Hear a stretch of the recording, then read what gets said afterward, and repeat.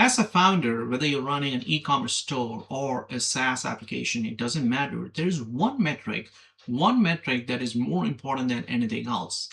It is not the revenue metric like the monthly recurring revenue or the annual recurring revenue. It is not the average order volume in the case of an e-commerce store either. It is the rule of 40. This metric, the rule of 40, is such a powerful metric that even VCs and investors use it. So in this video, I'm going to talk about the rule of 40, and I'm going to break down into three parts. What exactly is the rule of 40? Why should, as founders, care about rule of 40? And what are the practical benefits of using the rule of 40? In simple English, rule of 40 is a combined score of two different metrics coming out of your business. Both of them are financial metrics. One really is the growth rate. The growth rate could be expressed as the projection of your monthly recurring revenue or your annual recurring revenue. And then the other component, which is the profit margin. You take both of these in percentages, add them up, and there you go, the rule of 40. Now, the question you may ask is, why use a combined score? Why not use an individual metric? Just look at growth or profitability. Well, the answer is, as a startup, your only goal when you launch it is to try and get to product market fit. So the initial few days, few months, you're really racing, you're hustling to get to traction in the marketplace. You're trying to find the customer, repeat customers, so you're able to see some kind of a recurring revenue, right? So during that phase, the thing that you care more about is revenue potential of your business, which is AKA growth. And profitability at that time becomes secondary.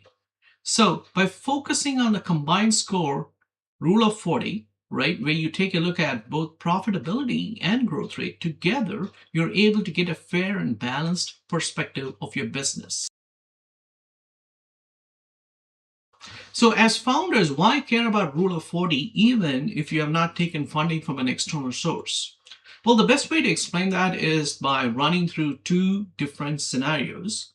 Let's say you have calculated the rule of 40 for your business, and it turns out to be the number 30.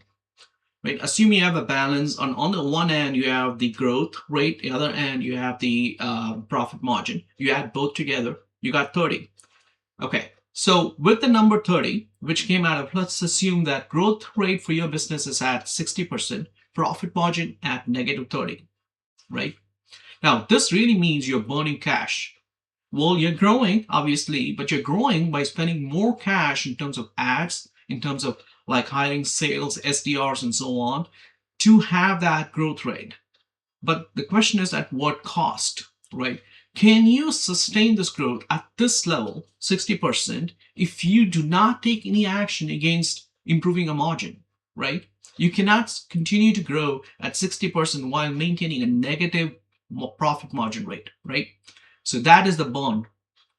Now, on to the next scenario. This is the scenario about stagnation. Let's say you do the math and you get 30 again. In this case, the growth is 5% and margin is at 25%.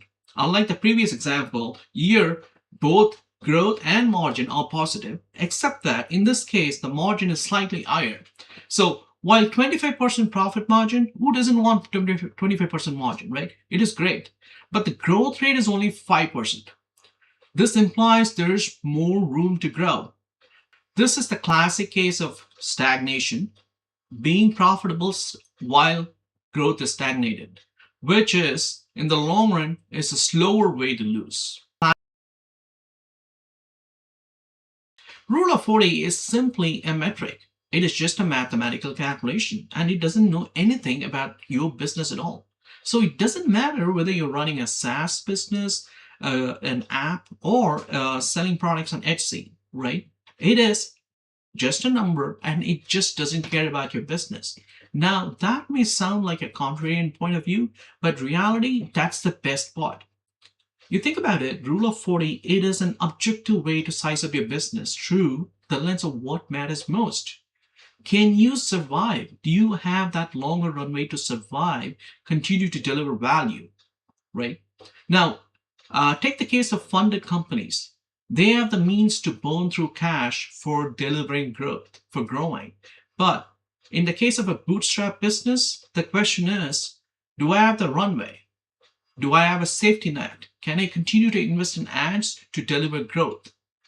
Well, Rule of 40 answers that. It gives you that guardrail that simply catches you for growing for the sake of growing.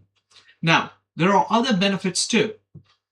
Clearly, when you demonstrate you have a healthy financial metric, right, it makes you acquisition ready. Even if you're never raising a funding, and at some point when you decide to sell your business, it clearly works in your favor. The other benefit, if you ask me, it is a lens for your hiring decisions. Do I have the means to grow? A financial metric that doesn't know anything about your business, simply looking at it like an accountant and giving you that expert opinion in terms of whether your business is growing or it's burning cash or just stagnating.